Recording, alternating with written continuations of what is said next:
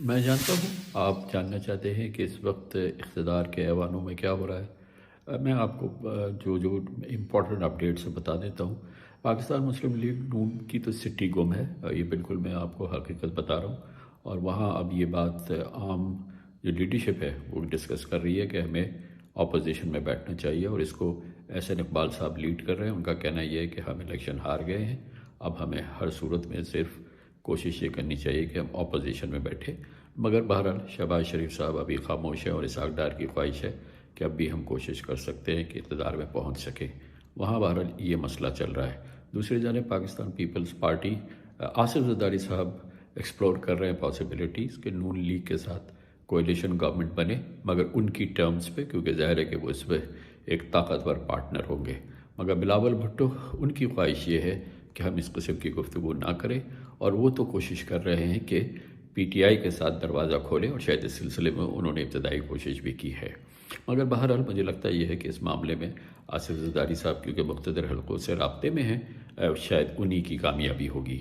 تیسری جانب P T I یعنی عمران خان کسی قسم کی کسی کوalition گورنمنٹ میں نہیں آنا چاہتے، کسی سیاسی جماعت سے یعنی پیپلز پارٹی یا نون لیگ سے کسی قسم کا سمجھوتا نہیں کریں گے، وہ کسی صورت میں اس کے لیے تیار نہیں ہوں گے، ان کے قریبی ساتھیوں نے مجھے بتایا، اور اس سلسلے میں کوئی بھی کسی قسم کا break through P T I کا حکومت میں آنے کا نہیں ہو سکتا۔ آل ان آل مجھے یہ لگ رہا ہے کہ فروری کے آخر میں وہی ہوگا جو پلان ہے۔ فروری کے آخر تک ایک کوalition گورنمنٹ بن جائے گی، جس کو پیپلز پارٹی اور مسلم لیگ نون اور ایم کیو ایم اس میں شامل ہوں گے، اور اس کوalition گورنمنٹ کو بالآخر شہباز شریف ہی لیڈ کریں گے۔ باقی رہ گیا پی ٹی آئی کا معاملہ، بے شک پی ٹی آئی نے اس پورے معاملے کو تلچھٹ کر دیا ہے، اس سارے پلان کو خراب کر دیا ہے اپنی شاندار انتخابی کامیابی سے، اور یہ اس وقت جو ہے وہ بہت ہی ڈومیننٹ پوزیشن میں ہے، چاہے اقتدار میں ہو یا نہ ہو، اور میں یہ ایکسپیکٹ کر رہا ہوں کہ